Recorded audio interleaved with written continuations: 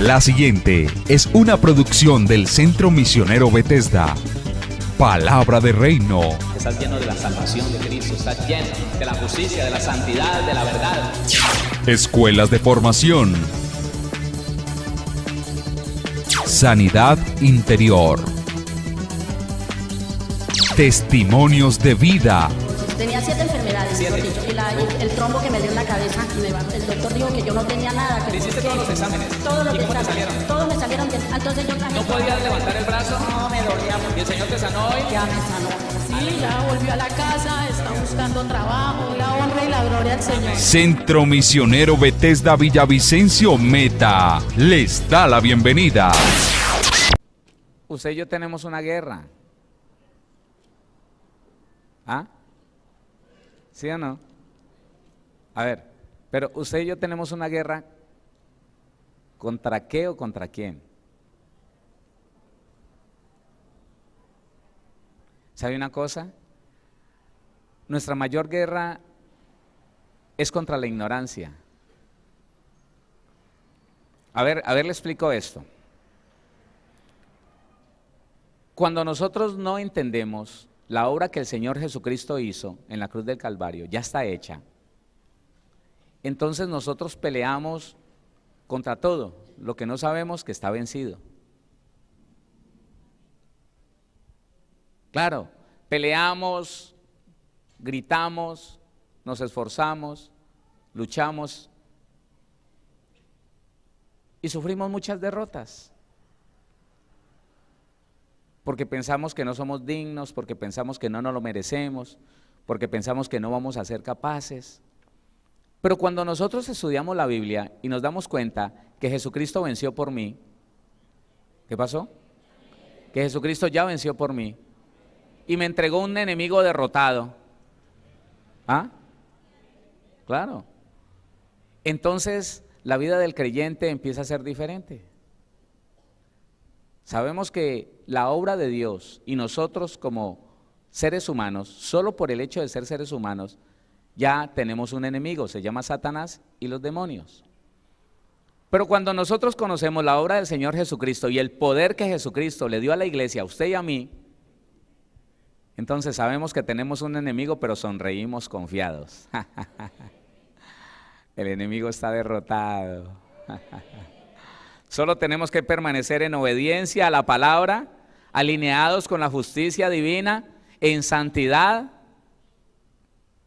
Y es ahí donde dice la palabra, allá en Juan, primera carta de Juan, capítulo 5, versículo 18. Sabemos que aquel que ha nacido de Dios no practica el pecado. Jesucristo le guarda y el maligno no le toca. ¿Ah? ¿Qué dice? Entonces, cuando nosotros conocemos y entendemos, creemos. Y por la fe somos más que vencedores. Así que yo le invito para que usted, lo que está aprendiendo, lo que aprende martes, miércoles, jueves, lo que aprende los días domingos, lo que estamos estudiando los viernes, no lo olvide, hágalo parte de su vida, analícelo, estúdielo en la Biblia. Y se va a dar cuenta que su vida va cambiando. Yo no sé si su vida ha ido cambiando, ¿sí? Claro, hermano. Es que con el conocimiento de la palabra, ¿qué vida no cambia, hermano? ¿Ah? Pero en otro tiempo que no conocíamos lo que decía la Biblia, sino que conocíamos era lo que el predicador decía y le creíamos. Y uno leía la Biblia y como que no compaginaba muy bien, pero él estaba diciendo lo que decía y entonces hay que creerle y amén. No. Usted entiende cuando comprende. Y cuando entiende, cree. Y cuando cree, obedece. Y cuando obedece, la bendición de Dios viene y le cae encima. Y la protección de Dios está por los 4 puntos de su vida, de su familia. Arriba, abajo, a sus lados, al frente y atrás. Y empieza uno a vivir diferente, ¿sí o no? Empieza uno a vivir diferente, a darse cuenta que la vida cristiana no es como la enseñaban hace 20, 30 años, no. La vida cristiana es hermosa para el que está dispuesto, oiga, primero para el que ha nacido de nuevo, Y para aquel que nacido de nuevo está dispuesto a vivir, como dice la palabra, como la misma naturaleza nueva que tiene, le indica una naturaleza de justicia y santidad. Ya, tenemos todo para ser prosperados en esta tierra. Porque recuerde que la naturaleza determina la conducta de las personas, la naturaleza. No de las personas, de las criaturas. La naturaleza es lo que determina que las aves vuelan.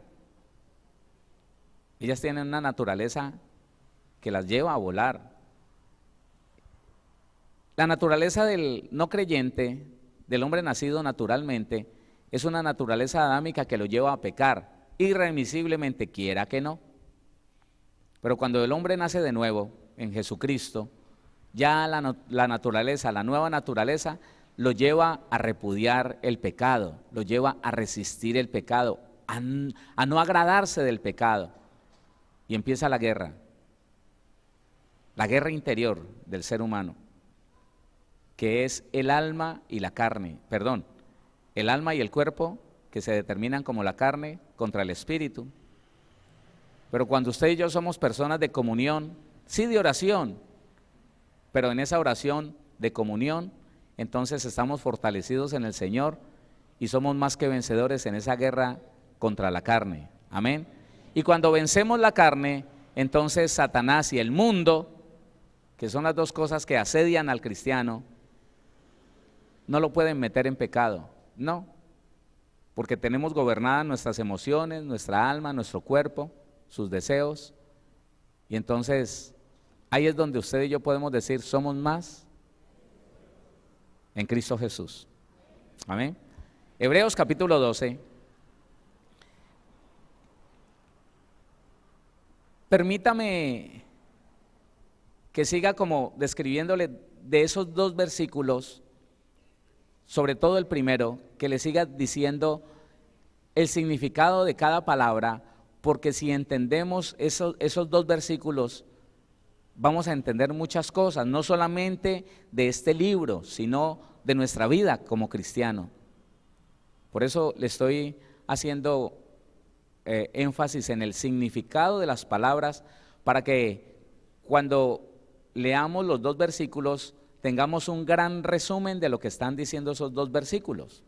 Así que Hebreos capítulo 12, versículo 1 dice: por tanto, nosotros también, teniendo en derredor nuestro tan grande nube de testigos, despojémonos de todo peso y del pecado que nos asedia y corramos con paciencia la carrera que tenemos por delante.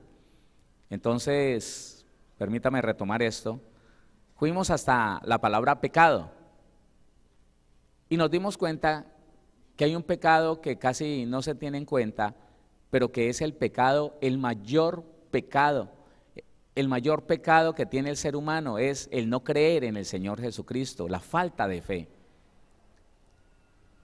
Eso es lo que va a condenar a muchas personas sobre la tierra, que creyéndose virtuosos, que creyéndose buenas personas, van a decir, no, yo no necesito eso, yo no necesito el evangelio, yo no necesito a Jesús, yo no necesito ir a una iglesia cristiana, yo no, yo tengo mi propia fe, yo voy a mi iglesia, yo he creído en que a través de la Virgen o de los santos voy a llegar a donde usted piensa llegar. Los incrédulos tienen una convicción y muchos de ellos, la creencia de ellos es que las religiones, cualquiera que sean, son caminos diferentes que llegan al mismo Dios. ¡Qué error! ¡Qué mentira tan grande! Porque el mismo Señor Jesucristo, Juan 14:6 dice, yo soy el camino y la verdad y la vida. Nadie viene al Padre sino por mí. O sea, que para llegar al cielo y agradar a papá, Jesucristo nomás. ¿Ah?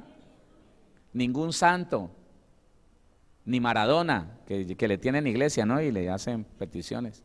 Y todavía está vivo. ¿Cómo era cuando me muera? Ni ninguno de los que hoy en día la gente usa para adorar, para exaltar, para pedirle, ni el alma de la abuelita. Nadie, hermano, nadie, Jesucristo, ¿Quién? Jesucristo. Entonces hay un pecado que es en esto quedamos la vez pasada y quiero hacerle énfasis, el pecado de la incredulidad. Y leímos Juan capítulo 3, versículo 18. Después de decir que de tal manera amó Dios al mundo, entonces dice en el 18, Juan, el Evangelio 3:18, el que en él cree no es condenado, pero el que no cree ya ha sido condenado. Déjeme advertirle de algo. A veces el creyente, por la falta del conocimiento, está en la iglesia, dice amén, lee la Biblia, pero no ha advertido que dentro de sí, dentro de su corazón, dentro de su alma, allá en lo profundo de su ser, él resiste muchas de las palabras que escucha. Dice, no. Y el diablo ha logrado, por lo que leímos, por lo que estudiamos la semana pasada, por errores que ha cometido, escuche, por errores que cometió en el pasado, por pecados que cometió en el pasado, por haber resbalado demasiado, ya siendo cristiano, él se descalifica, ve que otros lo descalifican y entonces ¿sabe qué? No cree que él tenga un futuro en Dios, un ministerio en Dios, no lo cree. Cree que los errores fueron suficientemente grandes o frecuentes para que él esté borrado de las posibilidades en Dios. No, es que lo que me ha pasado a mí, es que yo no he podido vivir una vida cristiana, y entonces ya escucha lo que escucha y él no cree. Pues déjeme decirle que no fueron los errores que él cometió.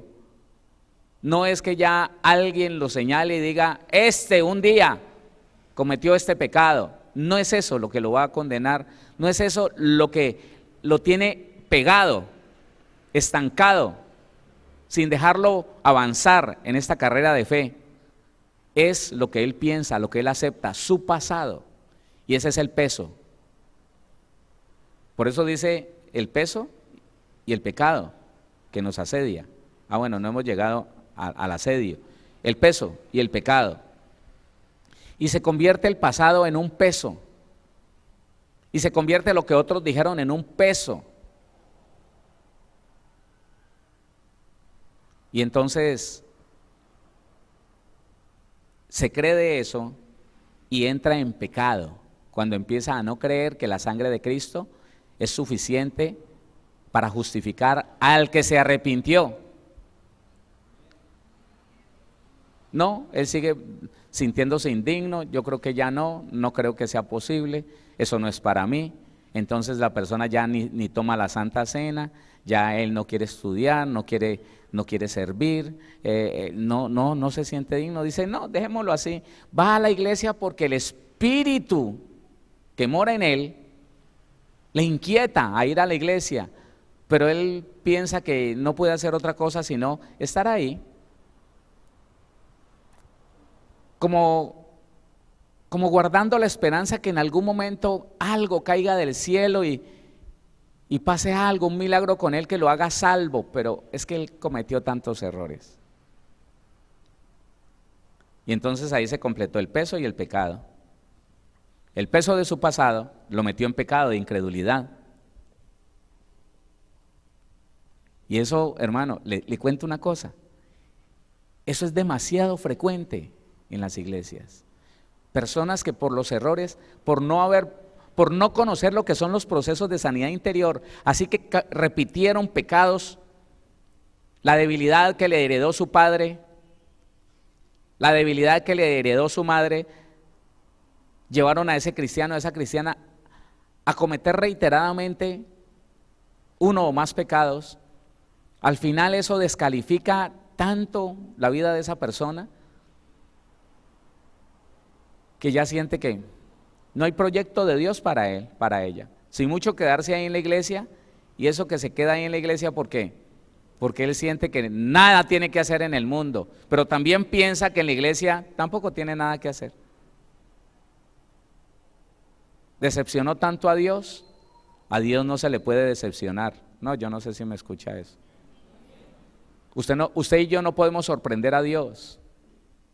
Escúcheme. Usted y yo no podemos sorprender a Dios. Él ya sabe, oiga, Él ya sabe lo que usted va a pensar dentro de una hora y lo que va a decir mañana, Él ya lo sabe. Lo único que Él está buscando es que usted se aferre más, algún error, se aferre más a Él y determine no caminar en ese error ni permanecer en ese error, que no se amañe con el pecado, que busque ayuda. Y entonces, para salir de ese hueco del peso y del pecado, que dice la Biblia que nos asedia, ¿sí? ¿Leyó todo ese versículo 18? Ahí está. El pecado de no creer, el pecado de resistir a lo que dice la Biblia. Entonces, Hebreos 12 dice, versículo 1, por tanto nosotros también, teniendo en derredor nuestro tan grande nube de testigos, despojémonos, quítese de encima esa indignidad, de todo peso y del pecado que nos asedia. Hablamos de primera carta de Pedro 5:8 para el asedio. ¿Qué significa asedio?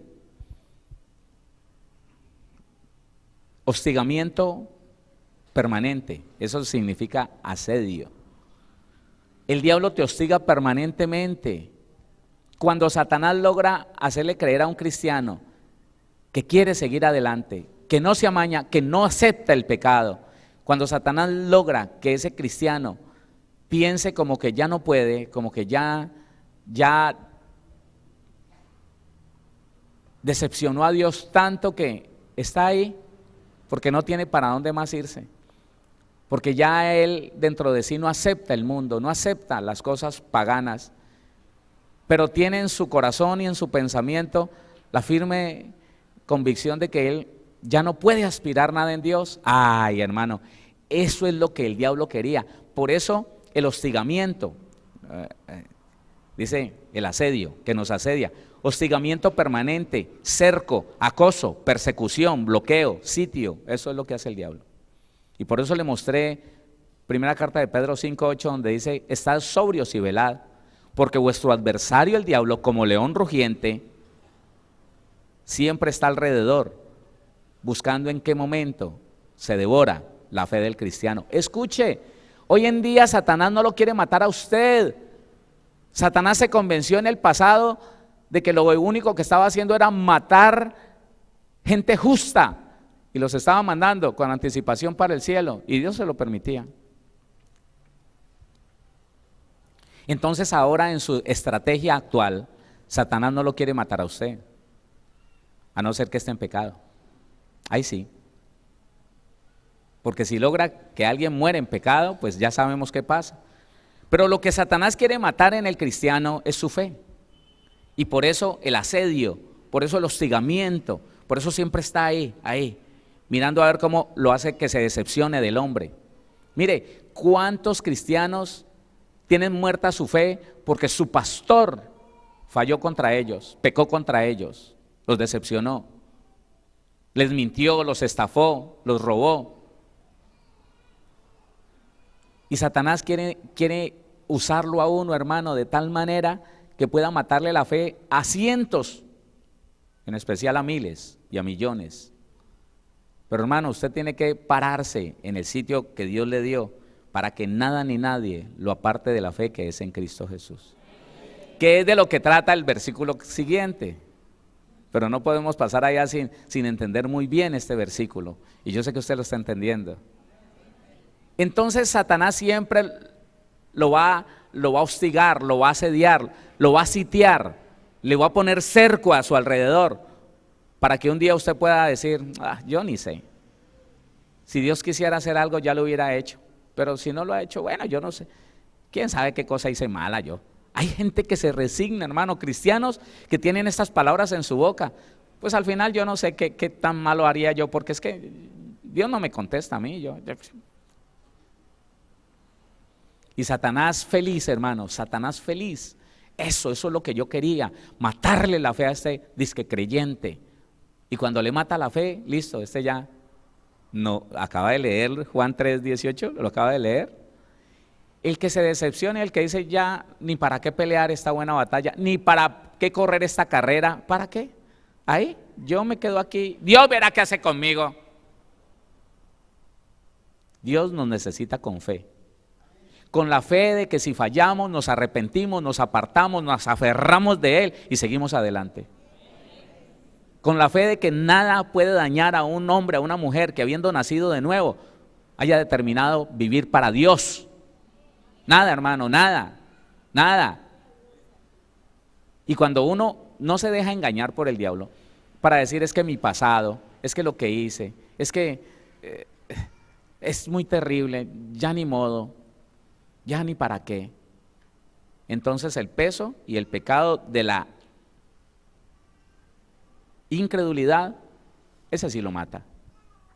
Y él mismo se mató, él solo se mató. El diablo lo único que hizo fue ponerle dardos, ponerle quien lo acuse y le diga cristiano mentiroso, este es mucho, hijo del diablo, ni crispino es, vea quién hace eso. Por eso es que usted entienda, la persona que ama quiere ayudar, la persona que tiene en su corazón reclamos, odios, resentimientos, ve el error de otro y es como caramelo en la boca decirle, vas para el infierno, hijo del diablo, en vez de decirle, venga, le ayudo, venga, salga de ahí. Si estás en pecado te tenés que arrepentir, apartate de eso. No, ahí lo deja. No, hermano, eso ya no. Es que increíble, hermano. Usted con tantos años y ahí, no, hermano. Es la diferencia, ¿no? El que te quiere ayudar nunca te dice que estás condenado. Condenado el diablo. ¿Sí o no? Y el que no cree. Qué cosa tan tremenda, hermano. Y el que no cree. Entonces dice que el asedio es hostigamiento permanente, cerco, acoso, persecución, bloqueo, sitio. Y dice, y corramos con paciencia la carrera que tenemos por delante. Correr es ir de un sitio a otro corriendo. Carrera significa ir de un sitio a otro corriendo. No es así, hermano. Que hay cristianos, hermano, que uno le pregunta, oiga, póngale cuidado. Después de tratar una pareja, hermano, mire, esto es lo que hay que hacer, mire lo que dice la palabra, le enseño la palabra, muévase de ahí, hermano, cambie, déjese transformar, corríjase. Un año después, saludo a esa pareja, ¿cómo están? Dios los bendiga, ¿cómo le va? ¿Y usted cómo va? Digamos que la mujer es una cantaletosa, una cosa horrible. No volvieron a procesos de sanidad. Pero entonces, ¿cómo están? ¿Cómo les va? Bien. ¿Y cómo va la hermana? Y el esposo muy benévolo la mira y dice, pues ahí vamos, pastor, ahí vamos. ¿Qué es ahí vamos, hermano? ¿Qué es ahí vamos? Dígame. ¿Qué es ahí vamos? ¿Ah? ¿Sabe qué es ahí vamos? ¿Sabe qué es ahí vamos? Un camión cargado con 8 toneladas, varado en la vía Villavicencio, Puerto López, con unos 2 o 3 tratando de empujar. Ahí vamos. Eso es. Y a veces la vida del creyente, la vida del cristiano se bloquea así. No me acosen, mujer, ahí vamos, Dios va haciendo la obra, pero pasaron años y él igual. Ese no tiene fe. ¿Y sabe por qué no tiene fe? Porque si tuviera fe, sabría que Dios es un Dios de cambios, de transformaciones. Eso es lo que él sabría, pero no, ahí vamos. No está corriendo ninguna carrera, no está avanzando y el diablo todos los días gana ventaja. Cuando uno no se mueve hacia la meta del supremo llamamiento, el diablo va ganando ventaja, lo va perezando. Ya casi no oro. ¿Ayuno? ¿Qué es eso, pastor? ¿Ayuno? No, eso era para los... No, eso no. Ayuno a mí me hace daño para la úlcera, para la gastritis, para la diabetes. Pastor, yo no puedo ayunar. ¿Cómo le ocurre? ¿Qué es eso? Entonces, como está diciendo el Señor, corramos con paciencia correr. Carrera es ir de un lugar a otro corriendo. No despacio, arrastrando los pies, no, corriendo. Esa es la vida cristiana que usted y yo debemos de tener. Un avance permanente, que usted sepa que va aprendiendo y que va corrigiendo, que todos los días es mejor para la gloria de Dios. Pero ¿sabe qué? Los que están a su alrededor lo notan. ¿Sí o no? Eso es. Usted no lo hace no. El peor error, hermano, es el marido que cambia para ganarse la mujer. Ese cambio no le dura mucho. No, es que yo quiero cambiar porque yo quiero recuperar mi mujer. Si es para eso, mi hijo, no pierda tiempo. Porque usted cambia mientras la recupera. Cuando ya la tenga, pasa un mes y vuelve a ser el mismo. Pero si usted cambia por agradar a Dios, si usted se deja transformar por Dios, si reconoce su error, si deja de lado su orgullo y sin pensar en que esa mujer vuelve o no, deja que Dios lo procese, entonces ¿sabe qué? La mujer de lejos lo ve y dice, ¡ay, tan raro! Ese no era así. A ver, yo lo miro, y de lejos empieza a verle la conducta y dice, este cambió. Y entonces, como verdaderamente cambió, no aparentó el cambio para que la mujer le fuera de vuelta, no. Entonces Dios la convence de que dele una oportunidad a ese marido. Yo lo he cambiado. Ah, bueno, mi amor, venga para acá. ¿Y volverá él a ser el que fue antes? No. ¿Sabe por qué? Porque fue genuino, porque no hizo la apariencia, porque se dejó. Así que vamos a entrar en este segundo versículo que es muy importante. Corramos con paciencia.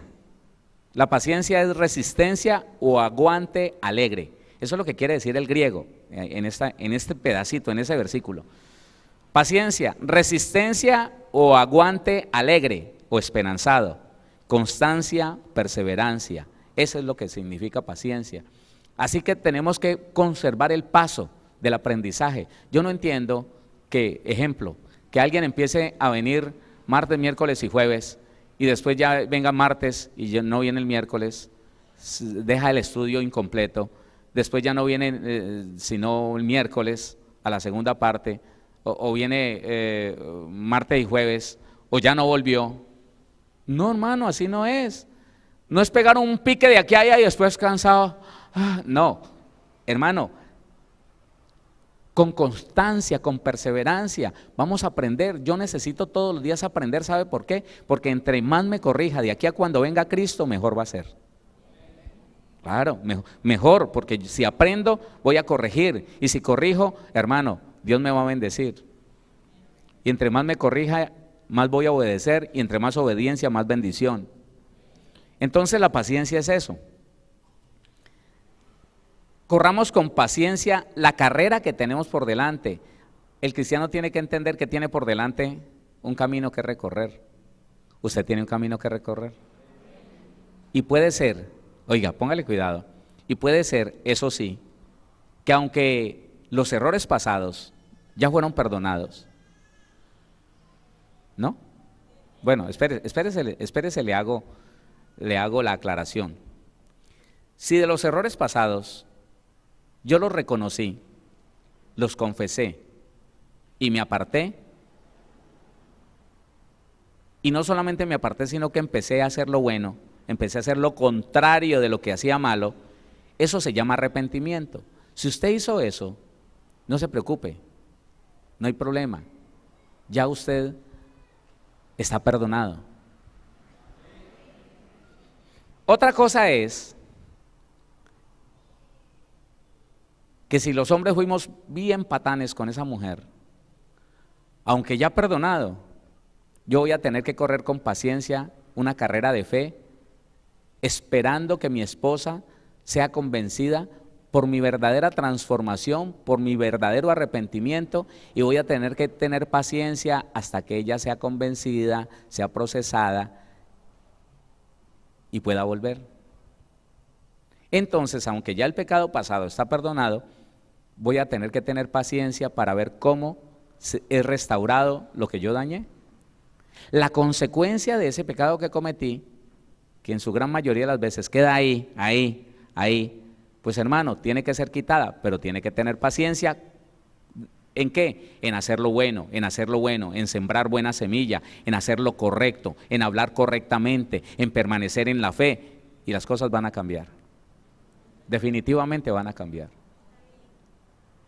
Personas que dicen, mire, por mi ignorancia mi hijo se me perdió, mi hijo está en esto, está en aquello, drogas, terrible.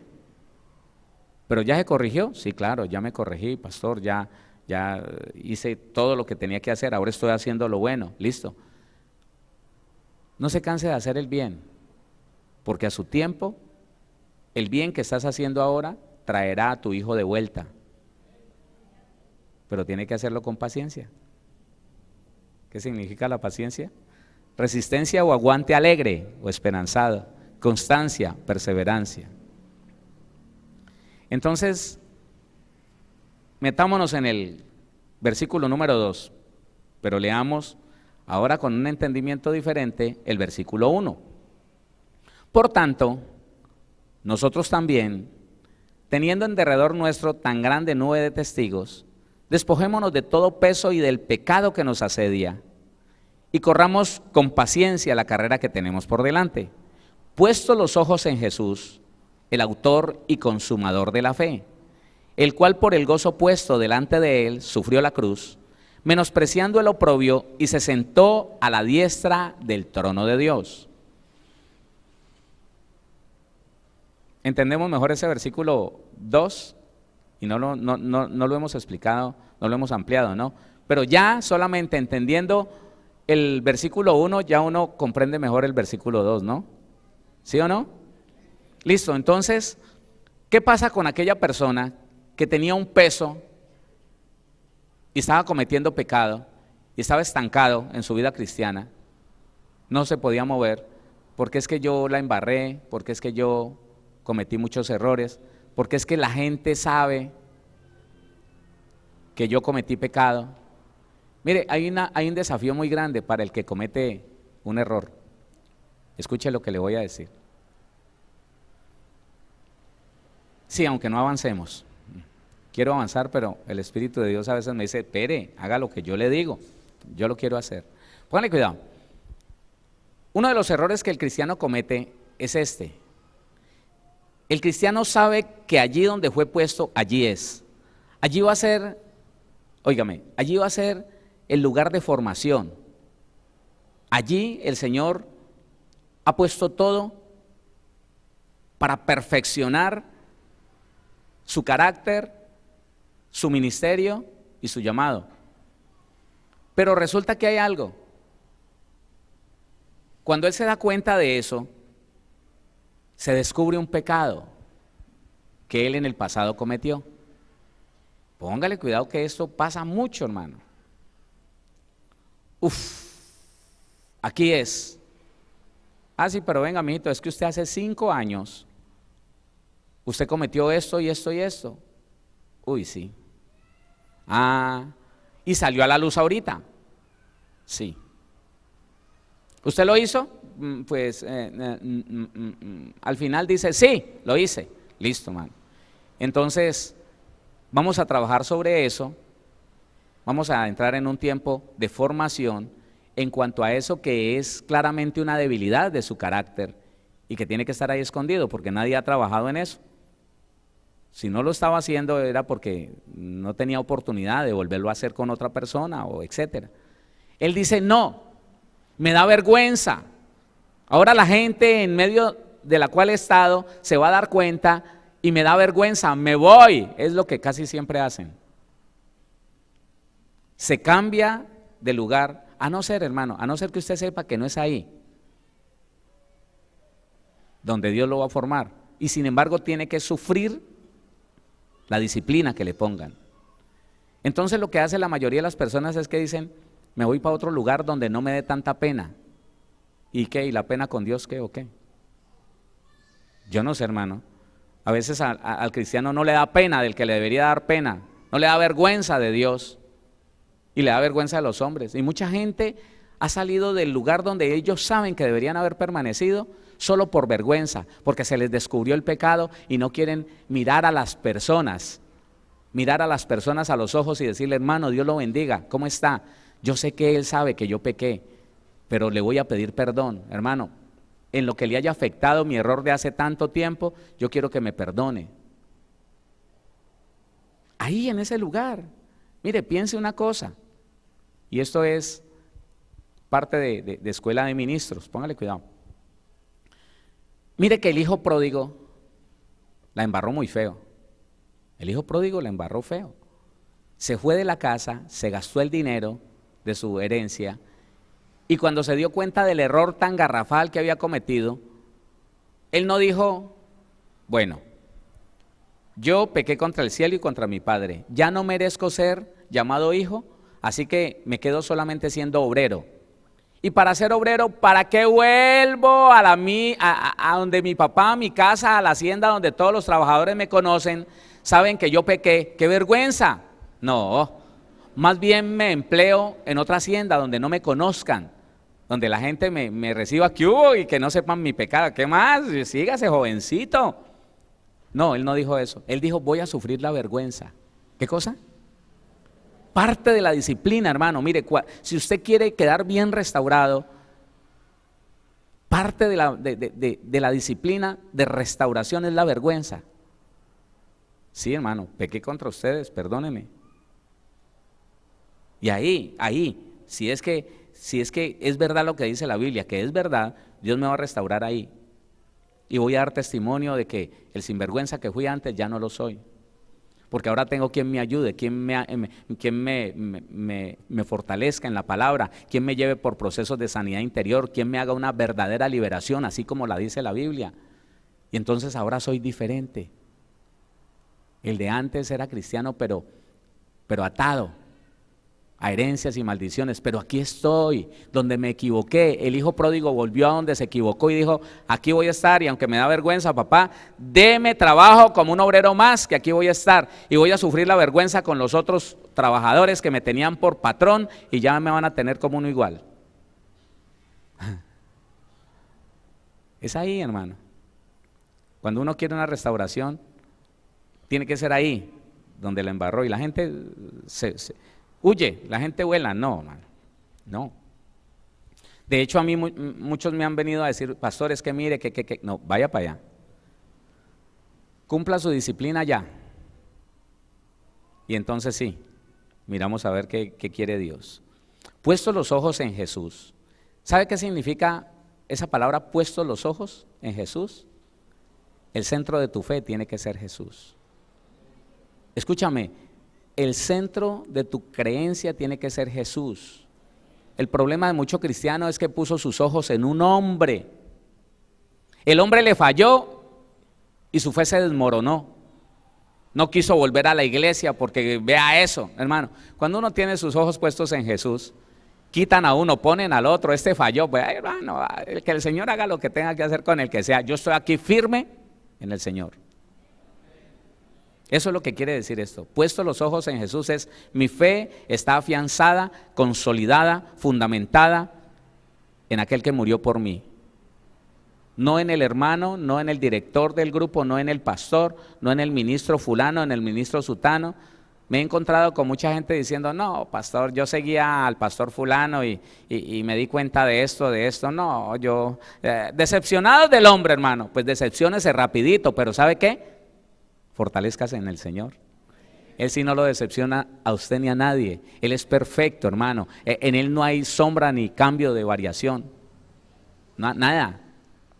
Entonces cuando uno sabe que el hombre puede fallar, entonces por eso no le crea a él, le crea a la Biblia y permanece con su esperanza, con su amor, con su adoración puesta en el Señor. Ve que pues yo estaba mirando al Señor y no me... sí, bueno, que se levante, sí, lo ayudamos, pero...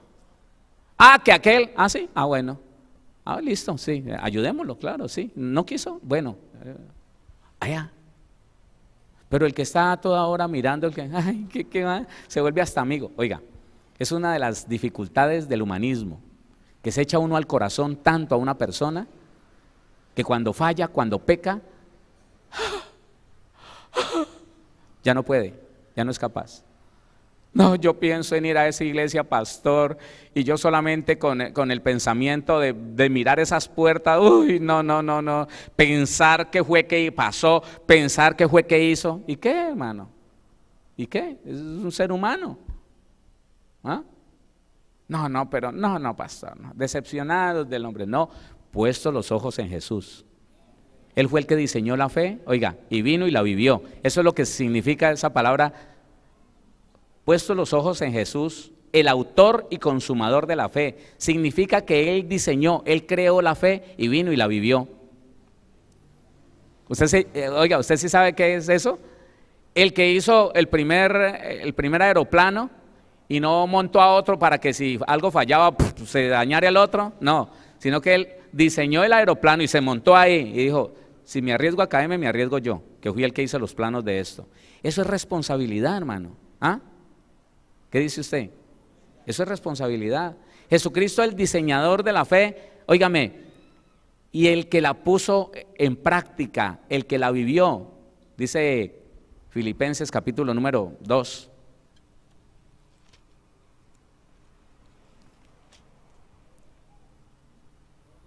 Versículo número 5, Filipenses 2, 5.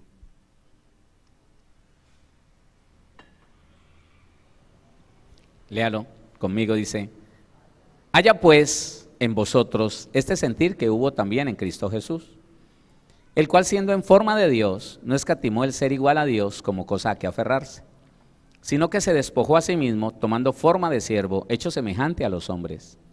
Y estando en la condición de hombre, se humilló a sí mismo, haciéndose obediente hasta la muerte y muerte de cruz. Aquí estaba poniendo por obra lo que él mismo diseñó, la fe. La fe produce obediencia, la fe produce paciencia. La fe, hermano, hace que usted y yo creamos y creamos. Y no importa lo que pase, usted sigue creyendo. Y por creer se sigue humillando. ¿Ah? ¿Qué pasó? Claro, ante lo que diga el Señor. Y estando en la condición de hombre, se humilló a sí mismo, haciéndose obediente hasta la muerte y muerte de cruz. Ahí está, en esos pocos versículos está cómo el diseñador, el creador de la fe, la puso por obra, autor, y la consumó. Consumarla es vivirla, y la dejó como un ejemplo. El ejemplo de vida del Señor Jesucristo es la mejor forma para vivir en fe. Él le obedeció al Padre en todo, Él se sujetó a todas las autoridades, y Él dio el ejemplo de un verdadero cristiano. Él vivió un verdadero cristianismo aquí en la tierra. ¿Quién dice amén a eso? Hebreos 12:2 dice: puesto los ojos en Jesús, el autor y consumador de la fe, el cual por el gozo puesto delante de él. Escúcheme, ¿sabe qué es el gozo puesto delante de alguien? El gozo, algo que a él le gusta, algo que le produce deleite, algo que le produce, en este caso, algo le produjo gozo al Señor Jesús. Permítame, guardando muy bien las comparaciones, guardando la distancia de las comparaciones, déjeme decirle, póngale cuidado. Carrera de galgos. Los galgos son unos perros largotes allí. ¿Sabe cómo los ponen a correr a ellos? Les ponen adelante un conejito de felpa, pero es un conejito que ellos bien conocen. Y los ponen a correr, hermano, porque les ponen ese, como esa, ¿cómo es? La presa, pero es como ese trofeo. Ahí está, vaya. Ellos se cansan detrás de nada. Asimismo, a un niño le dicen: vea, tómese toda la sopa, mi amor, y le voy a dar esto, y le ponen el yogur, el helado, una chupeta, lo que sea. Mire, aquí se lo voy a poner. Si se come toda la sopa, y él después de que estaba, ¿sabe qué? Mirando el gozo, se lo toma todo. ¿Sabe cuál fue el gozo que fue puesto delante del Señor Jesús para que Él, con determinación, oiga, en un cuerpo de hombre, ser humano, ninguna diferencia entre usted y yo? las mismas debilidades, las mismas tentaciones, las mismas limitaciones como ser humano las tuvo el Señor Jesús. Si no, ¿cómo podría Él ponerse como ejemplo? Si Él hubiera venido acá en un holograma o hubiera estado aquí en un cuerpo diferente al suyo y al mío. No, igual. ¿Sabe cuál fue el incentivo que fue puesto delante del Señor Jesús para que nunca dudara de ir hacia la muerte, esa muerte tan dolorosa? Y sobre todo, para ese momento donde iba a sentir que el Padre, que nunca se había separado de Él, porque Él y el Padre son uno, así como nosotros y el Padre somos uno, se iba a separar de Él, Él lo sabía. Y eso era lo que Él decía: esa copa de la ira de mi Padre, yo no la quiero beber. Haz algo, ¿no tienes alguna otra solución de última hora? Plan B. Si quieres, pasa de mí esta copa, yo no quiero sentirme alejado de ti. Pero ¿sabe por qué? Cuando el papá le dijo, no hay otra forma, es la forma que diseñamos antes de los tiempos de los siglos, tienes que hacerlo. ¿Sabe por qué él caminó hacia allá? Con decisión. ¿Sabe cuál fue el gozo opuesto? El helado, la chupeta, yo.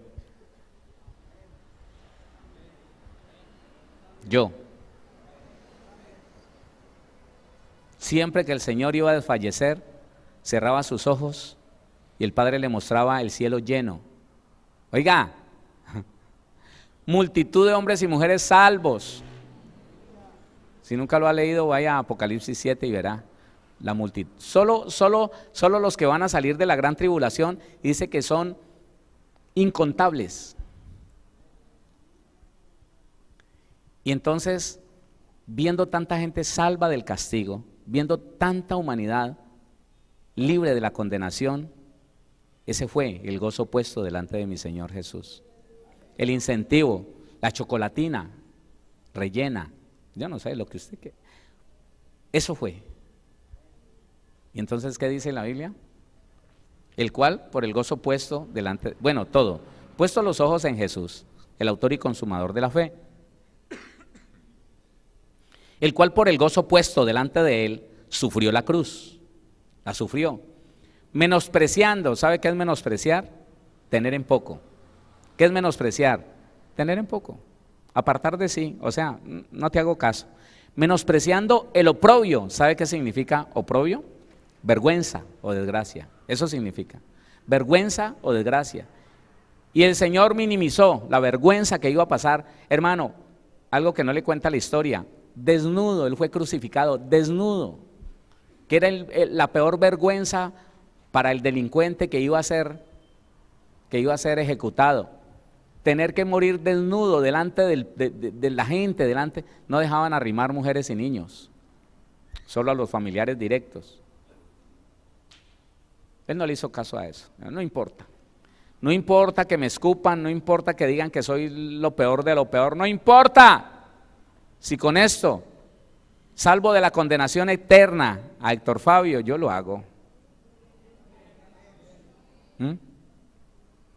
¿Sabe de qué está hablando ese versículo 2 o no? Entonces, mire, si nos devolvemos un poquito al versículo 1, entienda, mi hermano, entienda, aquel que lo dio todo por usted, se va a parar que porque usted cometió uno o dos errores. Si para eso murió el perfecto, por los imperfectos. Entonces, después de que Él, viéndote salvo, se motivó a seguir adelante y a sufrir ese oprobio, esa vergüenza, ahora un cristiano está diciendo, no, yo ni para qué ya, ¿no? Es que a uno no lo entienden, uno falla mucho, ya. ¿Y qué le pasa, hermano? Oiga, la salvación es algo demasiado grande para que usted vaya a empezar a complicarse la vida, que por lo que hizo, que por los errores, que porque no hay que. Busque ayuda, hermano. Que para eso tiene el Señor sus discípulos. A Lázaro lo resucitó, tipología del nuevo nacimiento en Cristo Jesús. Pero él salió vendado, atado así. Y él no fue a desatarlo, él le dijo a sus discípulos, desatadle y dejadle ir. ¿Y sabe para dónde se iba Lázaro? Ya después de desatado, a correr la carrera de fe. que lo lleva a la salvación. ¿La está corriendo usted, mi hermano, o no? ¿Sí la está corriendo o no? Dentro de una semana vamos a hablar un poquitico sobre eso y vamos a entender algo más sobre ese versículo 2. ¿Está aprendiendo algo? Le confieso que a mí Hebreos me daba pereza, y si no es porque el Señor me dice, estúdielo, yo nunca lo hubiera estudiado. Yo a Hebreos no le entendía, hermano. La carta de Hebreos para mí era como que, hacerla para allá un poquito, como que, oye, hay tanto entendimiento que hay en esa carta. Seguimos pasando de la orilla de una fe infiltrada y contaminada por los conceptos humanos a una fe limpia en Cristo Jesús. Eso es lo que estamos haciendo. Y ya salimos del capítulo 11, pero mire cómo el Señor nos enseña todavía en este capítulo 12 y vamos a seguir aprendiendo, ¿sí o no?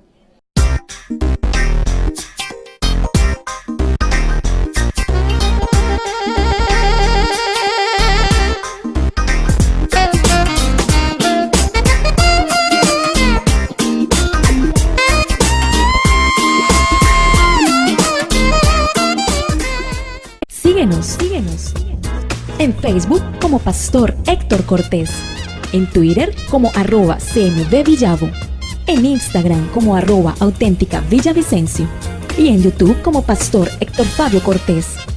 Centro Misionero Bethesda Villavicencio, cumpliendo el propósito de Dios.